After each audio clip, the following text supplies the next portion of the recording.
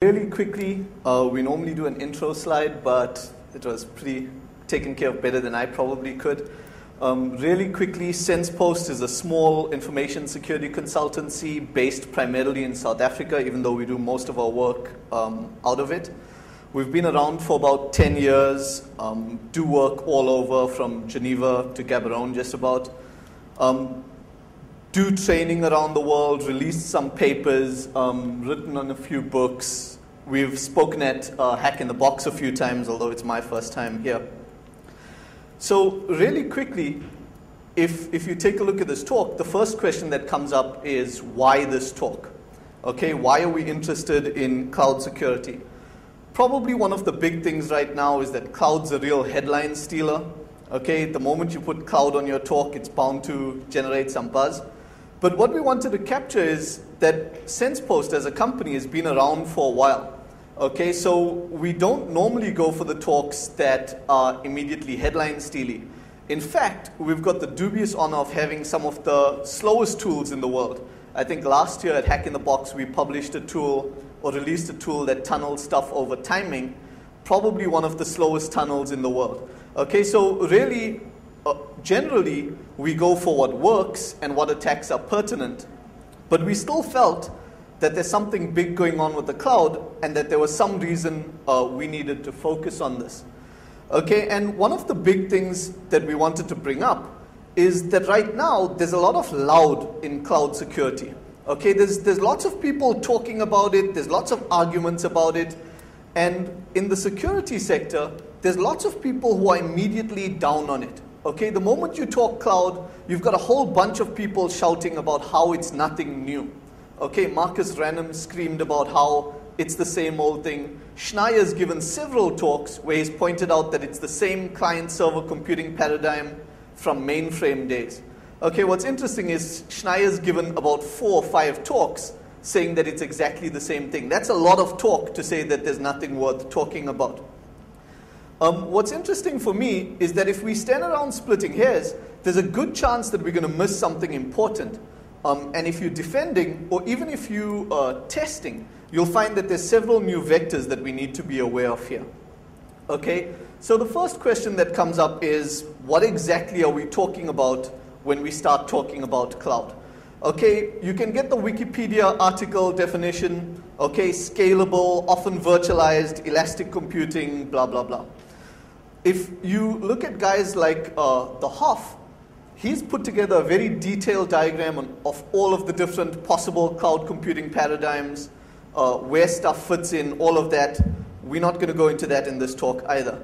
Okay, what we're seeing cloud computing for our intents and purposes here is really simple. We're saying, what can we as attackers do? Okay, and what you see typically is there's boxes we can attack, applications we can attack, or storage we can attack. Okay, and what we'll do as we go through the talk is look at examples of these attacks that we've carried out during our research. Okay, the question then is, why would we want to break the cloud? Okay, quite simply, right now we want to break it because that's where the action is. Okay, and what you'll find is increasingly more and more services will be moving to the cloud. And you'll notice point 2, we say it's insidious because lots of times you don't even notice that your data has been moved to the cloud. Okay, suddenly you'll find your data isn't quite under your control and you didn't see it happening.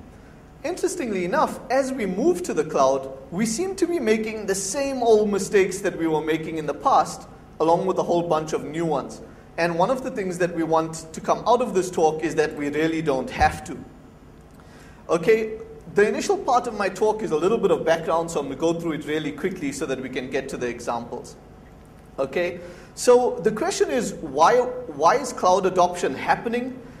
The first excuse that everyone gives is because of management by in-flight magazine. Okay, some manager's flying somewhere, reads a magazine article about how cool the cloud is, comes back and demands that his technical guys do it. Okay, interestingly, we all blame managers really quickly, but the techies are guilty of almost exactly the same thing. Okay, the cloud computing stuff is cool. If any of you have played with EC2 or AWS, it's one of the coolest things that I've played with in a really long time. And so you've got managers saying, I read this article about cloud security. You've got geeks saying, this stuff's really cool. There's nobody to put the brakes on it if it needs brakes. There's also a really poor history from IT on delivering on services. Okay, so if you look at Salesforce.com, essentially they're providing outsourced CRM. It's really telling that someone would go and give their CRM to someone else because they couldn't get the CRM up and running internally nicely enough. Okay, with the downturn in the economy, cloud computing becomes attractive, again, because it's allowing you to make your payments as CapEx. Quickly, there's some talk of private clouds. Okay, we're not going to cover private clouds in our talk at all. Essentially, one of the big attractors to cloud computing is multi-tenancy because of cost saving. Once you go to private clouds, you don't have that cost-saving advantage. It's not what we're interested in right now. So really quickly, if we start looking at problems you have when you're testing the cloud, probably one of the biggest problems that pop up is a question of permission.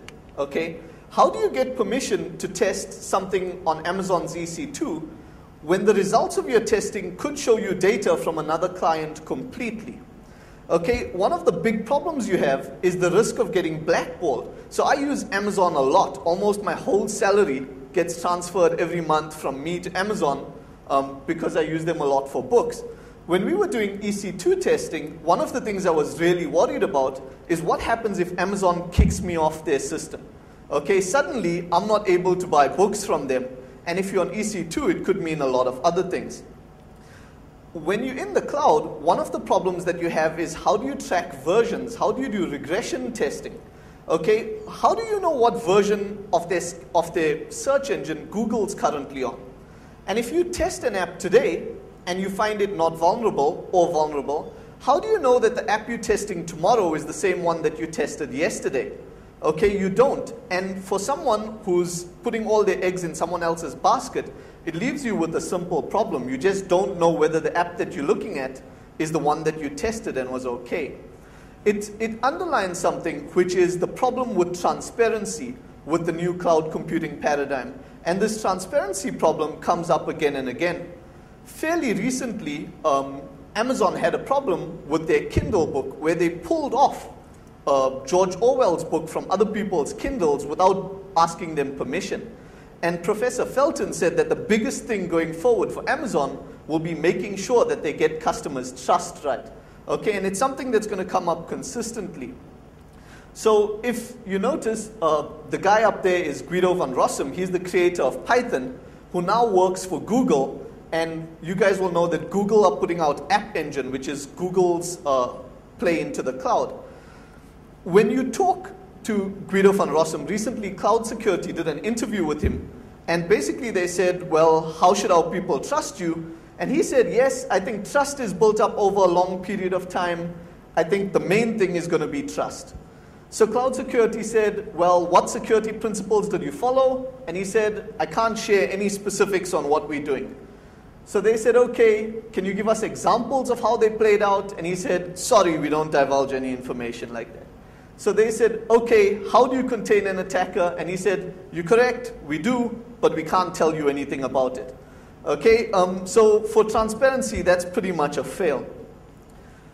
If you look at compliance in the cloud, RSA, one of their strategists recently said, if you're dealing with data that doesn't have compliance issues, it's cool, go play in the cloud.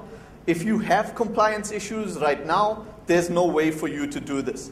Okay, which is certainly going to be a problem. Okay, which also brings up the questions of privacy once you're dealing with the cloud.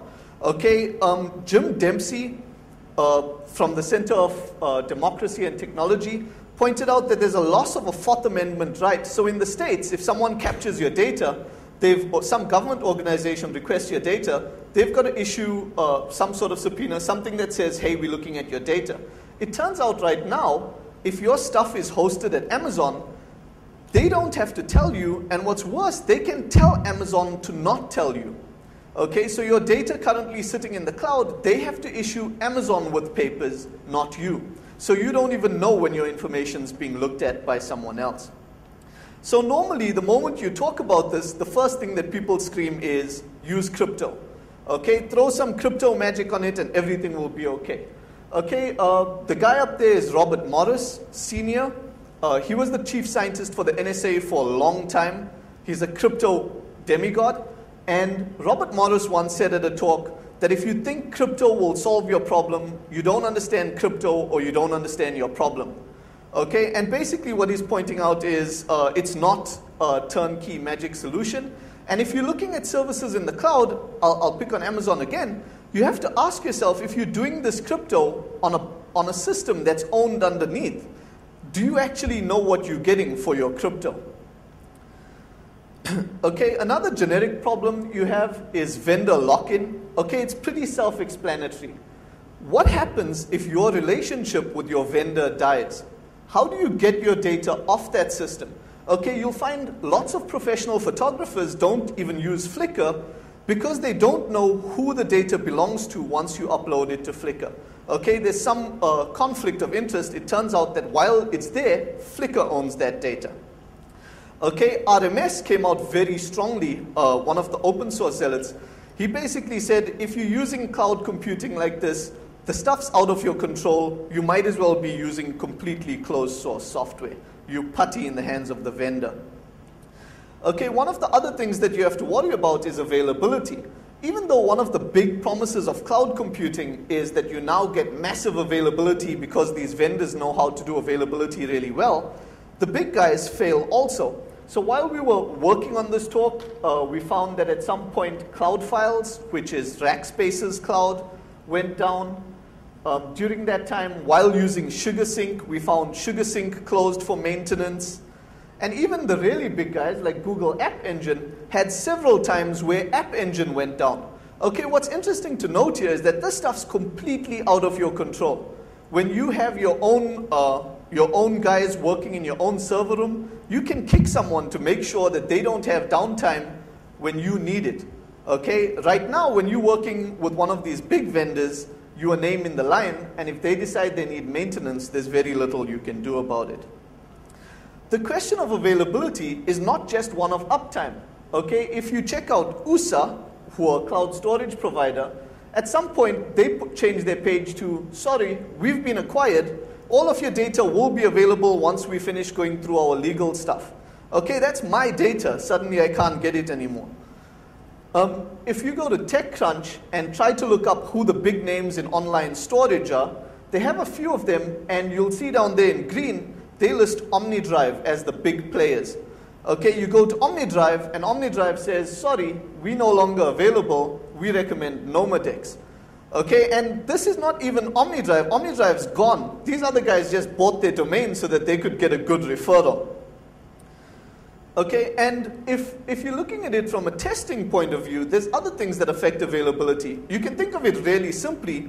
If you use Gmail for your email access, and I were to go hammer away at your login and lock out your Gmail account, how do you convince Google that you're you again? Okay, it's a really simple attack that can be extended to any of the cloud paradigms that people need to be worried about. The next big thing that comes up is the question of monoculture.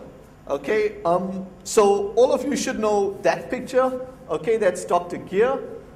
Just viewing that picture generally means that all of us get a little bit cleverer. Monoculture Gate was really big a few years back. Okay, basically, Dr. Gear and a few of his colleagues published a paper that said that our increasing reliance on Microsoft systems built a monoculture that was basically setting us up for cascade failure. Okay, he said we're using the same platform across, we're going to be in trouble. Everyone rallied to his call. And in fact, lots of people did it just because of the normal anti-Microsoft hype. Now what's interesting is, with cloud computing, we're heading for almost exactly the same paradigm, but you don't get people making that same call. Okay, if you take SmugMug, SmugMug's one of the poster childs of cloud computing. They do all of their processing on Amazon Web Services. They launch close to 2,000 instances on Amazon Web Services with a single call. Okay, now I want you to think about that. That's 2,000 boxes, not that are kind of looking the same. They were created of exactly the same image. That's 2,000 images that all fire up the same way. if you want to talk about monoculture, you don't get a lot monoculturer than that. Okay, it becomes something that's interesting for us when we're attacking.